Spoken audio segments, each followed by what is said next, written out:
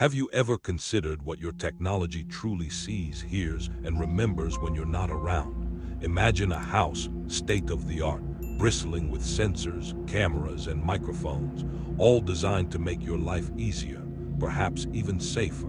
Now picture that house, completely empty, save for the silent, watchful eyes of its digital guardians. This is the kind of story that makes you check your locks twice before going to bed. So before the story truly begins, take a moment to like the video and subscribe, but only if you genuinely enjoy what I do here. And if you've had a similar creepy encounter, share it below.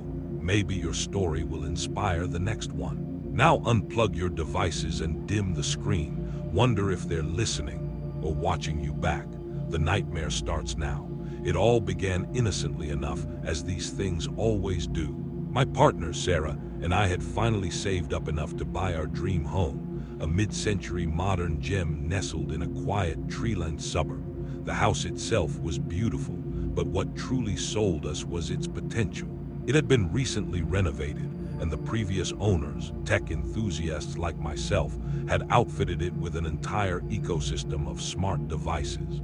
Every light switch, thermostat, door lock, and even the blinds were integrated into a single, seamless system. We could control everything from our phones, check who was at the door, adjust the temperature before we arrived home, and monitor a dozen security cameras positioned strategically inside and out.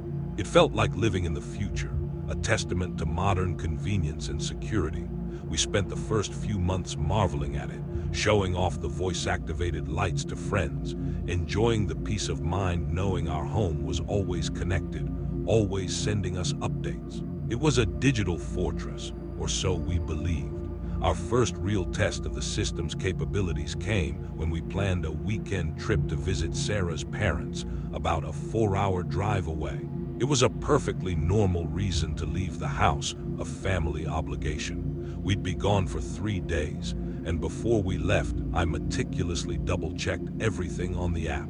Lights off, thermostat set to eco mode, all doors locked, security system armed. As we pulled out of the driveway, I remember a distinct sense of calm, knowing the house was under the watchful eye of its impressive digital network. I felt a sense of security that almost bordered on smugness, a feeling that would soon be shattered into a million pieces. The initial notifications were, of course, utterly mundane. Front door locked, security armed, temperature stabilized. It was exactly what you'd expect, small digital reassurances that everything was as it should be. Then on Saturday morning, as we were having breakfast at her parents' house, my phone buzzed with an alert. Motion detected in living room. I glanced at it, frowning slightly. Probably just a cat, I mumbled, though we didn't own a cat, or any pet for that matter. Sarah looked up, sensing my slight unease. "What is it?" she asked. I dismissed it with a shrug. "Just a ghost, probably. Or a spider triggering the sensor." We laughed it off. The system had a few false positives from time to time. A large moth once set off the exterior spotlight, or a sudden draft from an open window could trigger a subtle vibration sensor. It wasn't unheard of. This was my first moment of ambiguity, trying to rationalize what the smart home was telling me. An hour later, another alert. Motion detected in hallway. This time, I didn't laugh. It was strange. The interior motion sensors were quite sensitive, but not to the point of being triggered by nothing. Our house, while not old, had its quirks. One grounding detail I always attributed these minor glitches to was the house's slightly drafty nature. Older windows, despite being upgraded, sometimes allowed the wind to create subtle movements inside. I pulled up the live feed from the hallway camera. Nothing. Just the empty, silent hallway, bathed in the soft morning light filtering through the windows. I scrolled through the event log, noting the time of the alert. It was a fleeting, almost instantaneous trigger. Probably just an error, I told Sarah, more to convince myself than her. But a tiny seed of unease had been planted. Throughout the day, the alerts continued sporadically. Motion detected in kitchen, motion detected in master bedroom. Each time, I'd check the corresponding camera feed, and each time, there would be nothing there. just empty rooms. The silence of the house in the recordings was profound, almost oppressive. I started to feel a growing frustration, thinking the system was bugging out, or perhaps a mouse had somehow found its way in. As the day wore on, my casual checks turned into obsessive monitoring. I found myself excusing myself from conversations, my eyes glued to my phone, waiting for the next alert. It was starting to mess with my head. I began to wonder if the concept of an empty house was even real anymore when it was constantly being scanned and recorded. Sunday morning brought a different kind of alert, not just motion, but an actual sound detection. Unidentified sound detected in living room. This was new. The system usually ignored ambient noise, only flagging significant decibel spikes like a window breaking or a smoke alarm. I tapped the notification, expecting to hear nothing, or at best, the faint drone of a neighbor's lawnmower from outside. Instead, through my phone speaker, a low, indistinct sound filtered through. It wasn't loud, not a bang or a crash. It was more like a barely perceptible scrape, like something being dragged across the floor. My blood ran cold despite the warmth of the room. It lasted only a second, then silence. It was definitely inside the house, not outside. I played it again several times, trying to make sense of it. It was too faint, too ambiguous to be sure of anything, but it was there. My mind immediately jumped to the worst conclusions. Burglars. But where was the motion, the alarms? Nothing else had triggered. This was a foreshadowing detail I would revisit countless times later, a tiny scratch of sound that hinted at something far more sinister. I tried to dismiss it as the house settling, or perhaps the wind outside creating some strange acoustic effect. But deep down, I knew it wasn't. The smart home wasn't just observing, it was beginning to record something impossible, something that wasn't supposed to be there. The digital archive of our empty house was growing, and its contents were turning unsettling. That faint, almost imperceptible scrape, caught by the sensitive microphones of our smart home system, gnawed at me. It wasn't loud enough to wake Sarah, who was still asleep beside me, but it was loud enough to trigger the network's alert system. I replayed the sound clip repeatedly, turning it up, trying to discern its source. Was it a branch scraping against the roof? No, the house was fairly clear of overhanging trees, and the sound had a distinct internal quality to it. It sounded like something heavy, yet small, being dragged across a hardwood floor, perhaps in the living room where the sensor was located. The rational part of my brain desperately tried to find a logical explanation. The house settling, a loose floorboard expanding or contracting, even a rodent or insect that could make such a sound. But the sheer absence of any visible source on the camera feeds, combined with the earlier motion alerts, made it increasingly difficult to dismiss. We headed home later that Sunday, the drive feeling much longer than the journey there. Every mile brought a fresh wave of anxiety. I kept checking my phone, but thankfully, there were no more alerts after that initial, unsettling scrape. This momentary lull in activity, however, didn't bring comfort. It only amplified the feeling that whatever had been happening had stopped just as we were about to return, like a child caught in the act of misbehaving, who then quickly ducks out of sight. When we finally pulled into our driveway, the house looked perfectly normal, bathed in the soft afternoon light. The digital eyes were silent, the smart locks green and secure. It was almost frustrating how ordinary it all appeared, as if the house itself was mocking my growing paranoia. Stepping inside, the air was still and cool, exactly as we'd left it. I walked through each room, a knot of unease tightening in my stomach. I checked windows, peeked into closets, even opened the pantry doors, half expecting to find some evidence of an intrusion. Nothing. Everything was in its place. The house felt familiar, safe, and utterly empty. Sarah, oblivious to the full extent of my digital surveillance, commented on how fresh the air felt. "Good thing we left the smart vents open slightly," she said, giving me a reassuring smile. But I couldn't shake the sensation that something was profoundly wrong. This was another moment of ambiguity, where my physical perception clashed with the cold, hard data my smart home had been diligently collecting. That evening, I sequestered myself in my study, determined to dive deep into the fear archives, the complete log of activity from our smart home system. I started from the moment we left, meticulously going through every single alert, every triggered sensor, every snippet of audio or video the system had recorded. The initial motion alerts from Saturday were sporadic, easily dismissible as glitches or environmental factors. But then, as I got to Sunday morning, things began to cohere into a more disturbing pattern. The scrape sound was there undeniably. I isolated the audio, enhancing it. My heart pounded as I listened again and again. It was definitely an internal sound, not an external one. And then about an hour after that, I found something else. The hallway camera, which I dismissed earlier, had a brief flicker of something near the edge of the frame. It was so fast, so subtle, that I almost missed it. I scrubbed back and forth, frame by frame, using the system's enhanced playback features. For a mere fraction of a second, the light seemed to dim, creating a momentary shadow, almost like something had passed in front of the lens. Nothing distinct, no shape, just a fleeting darkening. It was like trying to catch smoke. I couldn't be sure if it was a trick of the light, a dust motes, or a compression artifact from the recording. But it was there, logged, impossible to ignore once I'd seen it. This shadow, or perceived shadow, was the foreshadowing detail that haunted my thoughts. It was the first visual anomaly that went beyond just motion detected. The next few days, back in our normal routine, were punctuated by my growing obsession with the smart home's logs. I started setting up more specific alerts, tweaking sensor sensitivity, and ensuring continuous recording in key areas. I was trying to catch it, whatever it was.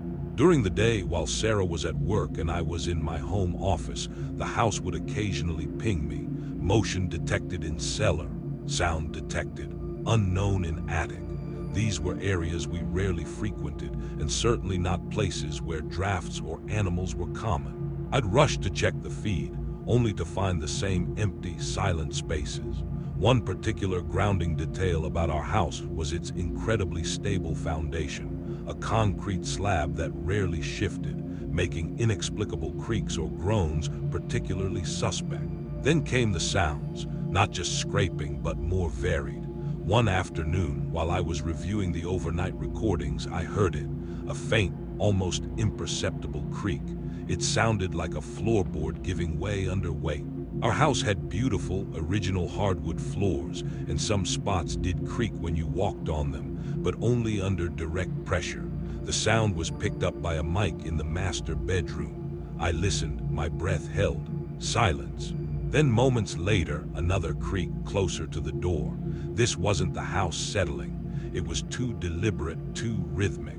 It was like someone was slowly, carefully walking across the room. But there was no visual to accompany it, just the sound of invisible footsteps in an empty room, captured by our very own smart home system. The sheer audacity of it, recorded for posterity, sent shivers down my spine. The impossible recordings were no longer just random anomalies. They were beginning to form a pattern of presence, of movement, of sounds that had no logical source. I couldn't tell Sarah the full extent of what I was finding. How do you explain to your partner that your dream home, your secure, technologically advanced sanctuary, was recording something that defied explanation? I feared she would think I was losing my mind, or that I was being paranoid. Maybe I was. Maybe the sophisticated network of sensors and cameras designed for security was ironically driving me towards an unseen edge. I started to sleep less, spending hours staring at the endless stream of data, waiting, watching. The Smart Control app, once a symbol of convenience, had become a window into a growing dread. I wanted to believe it was a series of malfunctions, a massive system error. But deep down, a colder, more primal fear was taking root. The smart home wasn't just recording. It was documenting a silent invasion, a terrifying, unseen entity that was sharing our space. leaving behind only echoes in empty halls and digital breadcrumbs in the meticulously maintained fear archives. The impossible recordings, as I had grimly started to label them in my mind, were no longer just echoes in empty halls or fleeting shadows. They had begun to escalate, crossing a terrifying threshold from ambiguous sound and elusive motion into undeniable visual documentation. My self-imposed nocturnal vigils over the fear archives had transformed my once comforting smart home into a digital cage of paranoia. I was constantly reviewing footage, scrubbing through timelines, searching for the anomaly that would either confirm my fears or shatter them. One particularly restless night, I was watching the live feed of the living room. It was 3:17 a.m. The room was bathed in the dim, greenish glow of the security camera's night vision. Nothing moved, nothing at all. I was about to give up and try to get a few hours of sleep when the system pinged. Motion detected in living room. My heart leaped into my throat. I immediately rewound the feed 10 seconds, and there it was. For a split second, a small, dark object, roughly circular, rolled across the floor from the fireplace towards the coffee table. It was too quick to identify clearly, but it definitely moved on its own. It stopped just shy of the table, then lay still. My breath hitched. I replayed it again and again. It wasn't a trick of light. It wasn't a shadow. It was something tangible, moving across the floor of our empty living room. I felt a cold dread spread through me. This wasn't merely a sound or a fleeting shadow. This was an object seemingly propelled by an unseen force. It wasn't a pet. We didn't have one, and nothing else that could move on its own was left out. I woke Sarah, my voice a strained whisper as I tried to explain what I'd seen. She looked at me, her eyes heavy with sleep, and then at the screen. "It's just a ball maybe," she mumbled, trying to be rational. "Did you leave anything out?" We searched the house later that morning, trying to find anything that could have spontaneously rolled. We found nothing. The living room floor was meticulously clean, as always. The object, whatever it was, had vanished as mysteriously as it had appeared. This was a grounding detail that truly unnerved me. The object appeared, moved, and then was simply gone, leaving no trace. The incidents continued to mount. The next major escalation occurred a few days later, while we were both at work. My phone vibrated with an unusual alert: bedroom light offline. Our smart lights were connected to the network, and they rarely went offline unless there was a power outage, which there hadn't been. I checked the camera feed for the bedroom. The door was slightly ajar, which was odd. We always fully closed it when we left, and then I saw it. On the bedside table, Sarah's favorite ceramic jewelry dish, which usually contained earrings, was lying upside down. The contents were scattered across the table and the floor. My stomach churned. This wasn't a subtle anomaly. This was active disruption. I immediately called Sarah. "Someone's in the house," I stated, my voice tight with fear. We rushed home. The front door was still locked, the alarm armed. No signs of forced entry. Yet the overturned dish was undeniable.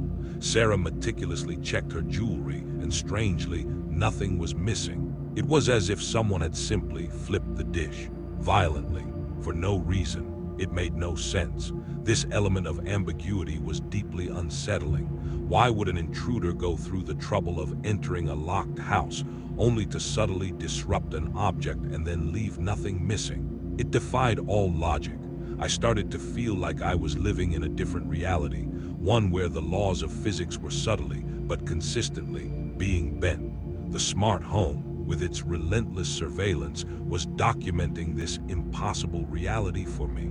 It was capturing events that my rational mind struggled to process. I recalled the first fleeting shadow and the invisible footsteps, and now they seemed like innocent preludes to what was unfolding. One afternoon, a notification popped up on my screen: front door sensor opened. My blood ran cold. This was the main alarm point. I immediately checked the live feed. The door was closed. The alarm was still armed. No one was there. But then, as I watched the playback, I saw it. The door handle, a polished brass, slowly, almost imperceptibly, twisted downwards. It moved only a fraction of an inch, then stopped, then twisted again, for a longer duration. It was as if an invisible hand was struggling to turn the knob, to open the door from the inside, to let itself out.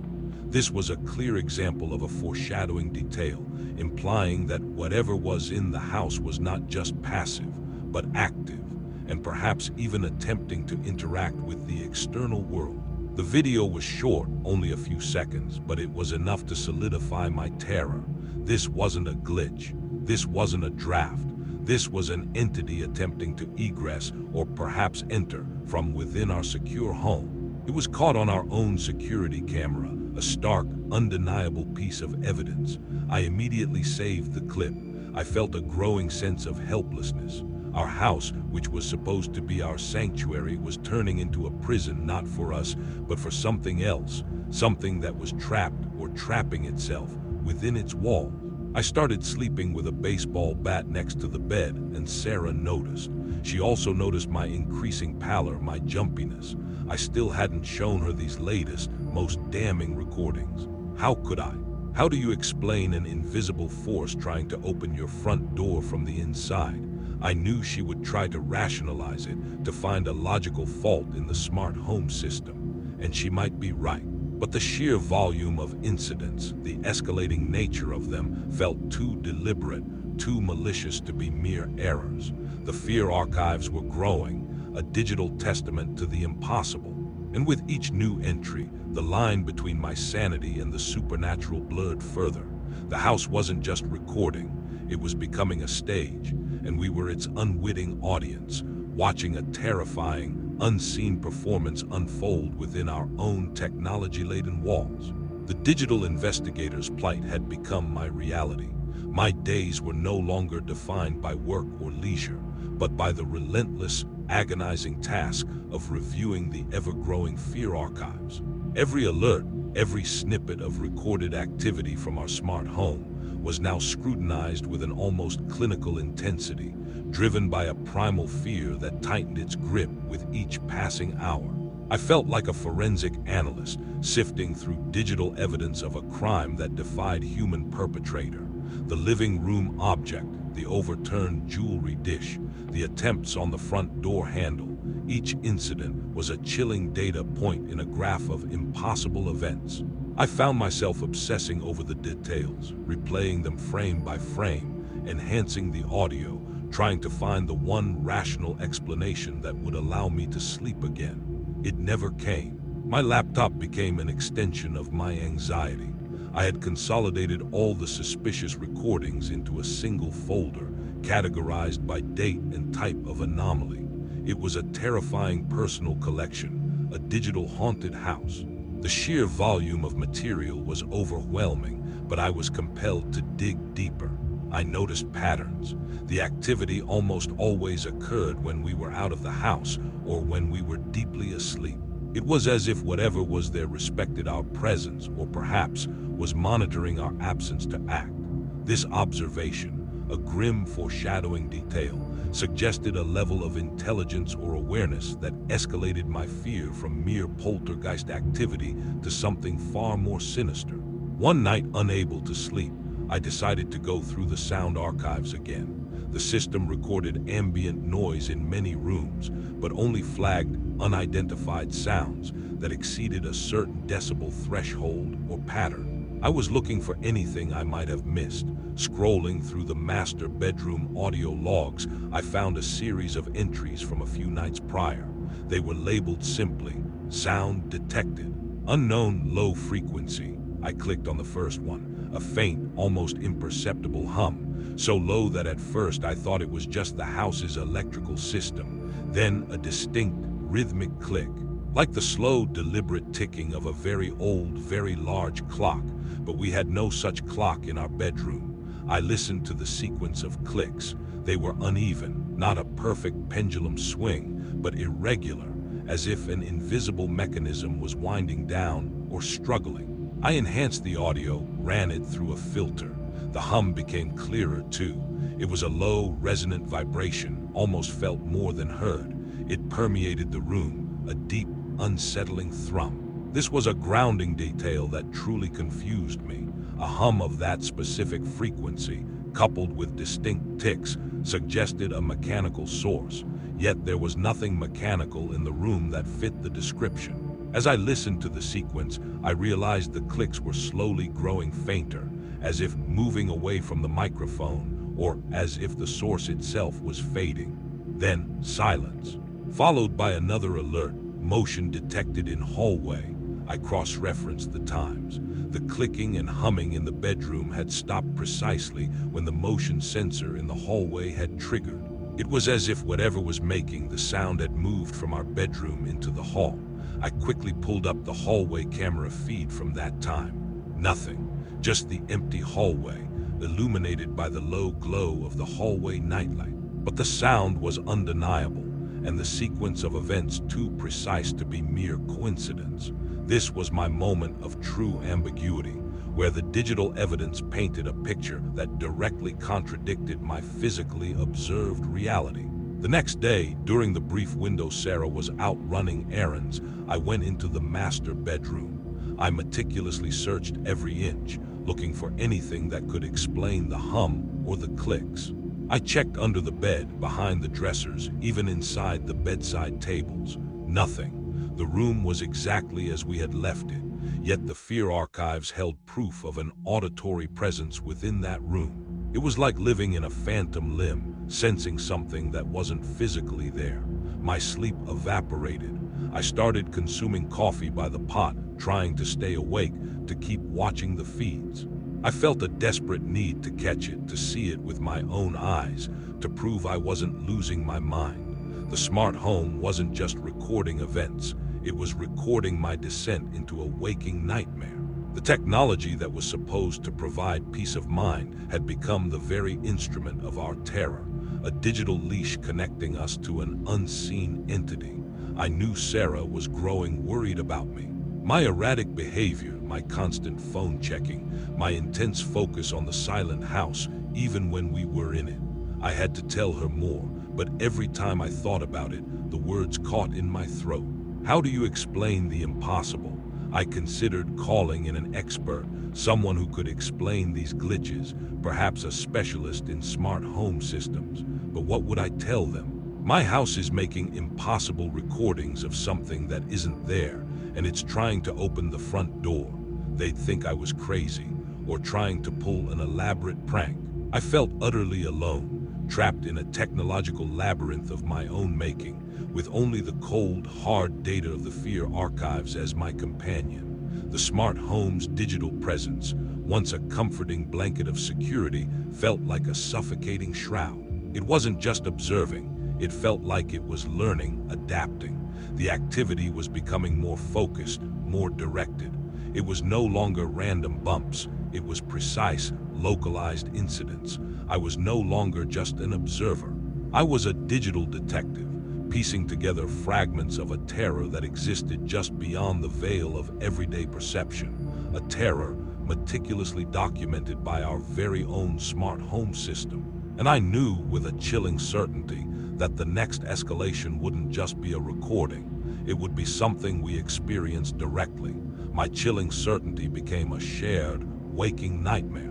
The invisible force that had been content to merely leave its digital breadcrumbs in the fear archives began to cross the terrifying boundary from remote observation to direct interaction. The smart home, once my relentless informant, now felt like a conduit for something truly malevolent. The first truly undeniable incident that Sarah witnessed firsthand shattered whatever fragile rationality she had clung to. It was a Tuesday evening. We were in the living room, winding down after dinner. I was, as usual, subtly monitoring the smart home app on my tablet, checking the live feeds and sensor logs. Sarah was reading a book. Suddenly, the smart lamp on the side table, which was voice-activated and set to a warm, dim glow, flickered violently. Not just a slight tremor, but a rapid, almost strobe-like pulse of light. Both Sarah and I looked up simultaneously. "What was that?" she asked, her voice laced with unease. Before I could answer, the lamp went completely dark, then flared back on to an intense, blinding white, far brighter than its usual setting. It pulsed again, erratically, as if shorting out. Then with a distinct click, it turned off completely. My blood ran cold. This wasn't a power surge. The other lights in the room, also smart, remained steady. This was isolated. I tried to turn it back on via the app, but it was unresponsive. The app registered it as offline. This was an immediate physical manifestation of the erratic behavior I'd only seen recorded. Sarah stared at the dark lamp, her face pale. "It's been doing that a lot lately, hasn't it?" she whispered, her earlier skepticism replaced by raw fear. It hadn't. This was the first time it had happened so violently, so undeniably, while we were both present. This was the foreshadowing detail I had dreaded. The entity was no longer content to simply be recorded. It was now actively interfering with our immediate surroundings. I tried to rationalize it, to point to a faulty bulb or a loose connection, but the words felt hollow even to me. The very next night, the thermostat, which was usually rock solid at 70 degrees, began fluctuating wildly. It would drop to 60, then spike to 80, then back down. The heating and cooling systems kicked on and off with alarming frequency, the sound of the furnace roaring to life, then abruptly shutting down, echoing through the silent house.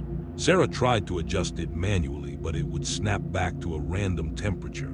"It's possessed," she joked, but her eyes were wide with genuine fear. This was a direct interaction, a disruption of our domestic comfort, and it felt like a deliberate act of harassment. The psychological toll was immense. We started sleeping less, walking around the house with a constant sense of dread. Every creak, every shadow, every subtle shift in light or temperature was magnified by our heightened awareness. The smart home, with its omnipresent sensors and cameras, felt less like a protector and more like a taunter. It was logging our terror, creating new fear archives of our waking horror. We began to argue more, tension fraying our nerves. Sarah accused me of being obsessed, of making things worse by constantly checking the cameras, but I couldn't stop. I felt like I was the only witness to a growing, invisible threat, and the urge to document it, to understand it, was overwhelming. One morning, I was in the kitchen making coffee. Sarah was still asleep. The smart speaker on the counter, usually silent unless prompted, suddenly crackled to life. A faint, low whisper. I froze, my hand hovering over the coffee maker. I couldn't make out the words, but it was unmistakably a voice, distorted and ethereal. It lasted only a second, then faded. "Hello," I whispered, my voice trembling. Complete silence. I immediately checked the speaker's log. Nothing. No voice command, no external prompt, but I had heard it. This was an element of ambiguity that was particularly insidious. The smart home was failing to record something I experienced directly, making me question my own sanity. Was it finally happening? Was I imagining things? Or was the entity learning to bypass the recording capabilities of our technology? This terrifying incident in the kitchen felt like a deliberate communication, a direct whisper intended for me. It wasn't just physical disruption anymore. It was crossing into the auditory and potentially even psychological realm. The idea that this entity could be communicating, even subliminally, sent a fresh wave of terror through me. The house was no longer just the stage for the impossible. It was becoming an active participant in our escalating nightmare. The culmination of this period of direct harassment came one evening when we were watching TV. The smart blinds, which were usually quiet and smooth, began to move, slowly. One by one, starting from the far end of the living room, they began to retract, lifting upwards, revealing the dark, empty night outside. There was no command, no schedule set. We both watched, frozen in our seats, as one by one, the blinds rolled up, revealing the blackness behind them. It was deliberate, controlled, and utterly terrifying. It was like an unseen hand was methodically opening every window, inviting us to look out, or perhaps inviting something to look in. The final blind rolled up, leaving us exposed to the dark.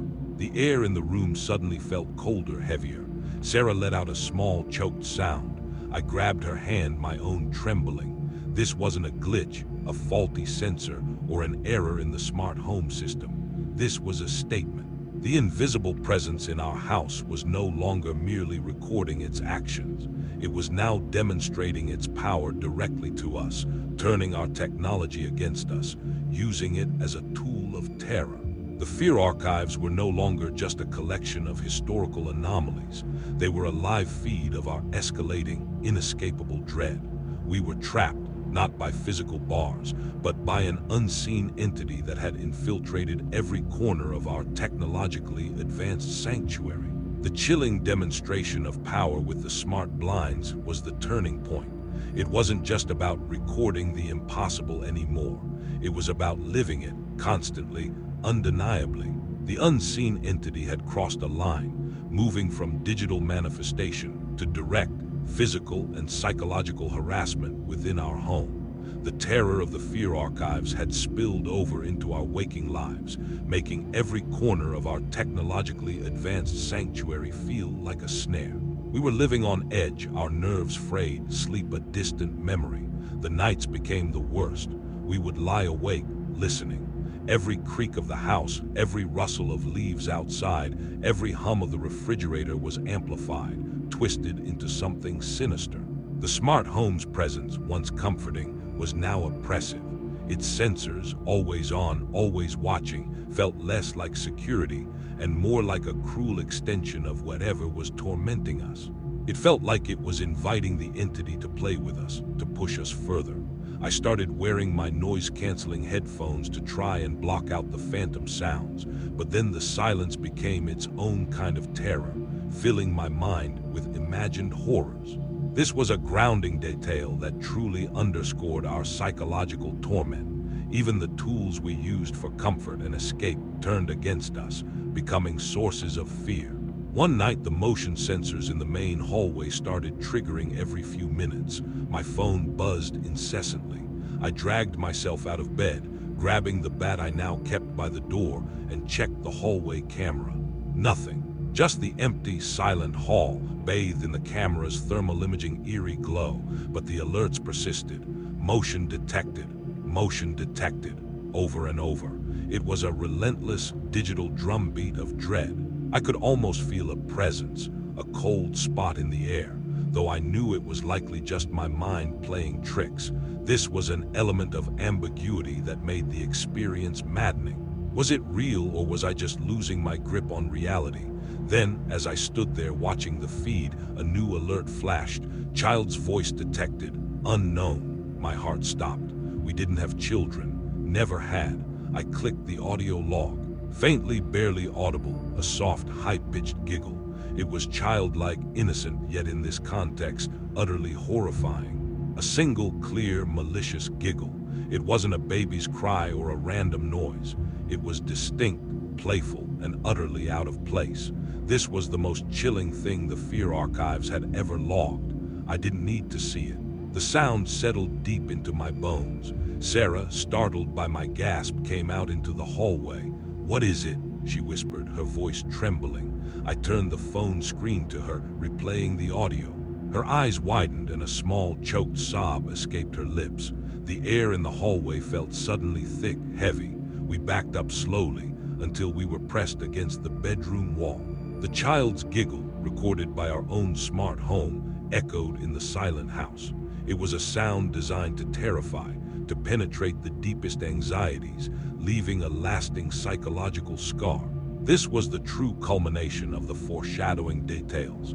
The seemingly playful entity was now manifesting in the most terrifying way imaginable, using a distorted innocence to inflict maximum fear. We spent the rest of that night huddled together in bed, the lights on, not daring to sleep. The smart home continued its relentless pings, reporting motion and sounds that we could not see or verify, yet we knew were there. The house was no longer simply recording its secrets. It was actively broadcasting them, weaponizing our own technology against us. The next morning, exhausted and utterly broken, Sarah looked at me. "We can't stay here," she said, her voice hoarse. "We just can't." I knew she was right. There was no point in rationalizing or investigating further. The evidence, both digital and experiential, was overwhelming. Our dream home had become our worst nightmare, a place where the lines between the living and the unseen had blurred into an unbearable reality. We started packing that very day, moving with a desperate urgency, throwing things into boxes without care. We didn't bother selling the house. We just abandoned it, leaving behind the smart home, its sensors, its cameras, and its endless, terrifying fear archives. We never looked back. We never tried to find out what else the house recorded after we left. The thought of it, of that digital repository silently documenting an ongoing, unseen horror, was too much to bear. We severed all ties, unplugged our devices, and started fresh in a new, older house, one without a single smart device. Now, the only archive of our fear is in our memories, and in the story I'm telling you now. But sometimes, late at night, when the house is silent and the only light comes from the streetlights outside, I wonder what our old smart home is still recording. I wonder if it's still giggling. It's been years now since we left that house. The memory, however, remains as crisp and cold as the digital images of an empty room where something impossible moved. We tried to find peace, to forget the incessant alerts, the chilling sounds, the impossible visual evidence caught by our own technology. But how do you forget the feeling of being watched, documented by the very system you installed for your safety? The silence in our new home, devoid of smart devices, is sometimes more unsettling than the noise. We often find ourselves holding our breath, listening for the phantom hum, the click of unseen footsteps, the faint, malicious giggle that echoes only in our minds now. Every creak of the floorboards, every gust of wind rattling a window sends a fresh jolt of unease through us. We check the locks multiple times before bed, a habit born of fear, a ritual to ward off the invisible. Sometimes I wonder about the house, sitting there empty, always on, always recording. Is it still gathering its fear archives? Is the unseen presence still playing with the lights, fumbling with the door handle, whispering secrets into the microphones? What new horrors has it meticulously documented in our absence? We'll never know. We don't dare to look, but the thought remains, lurking in the quiet corners of our consciousness, a persistent, chilling hum beneath the surface of our lives. Because even though we left the house, the fear it instilled, the indelible mark of what our smart home recorded, is something we can never truly escape. It's always there, just beyond the edge of perception, waiting.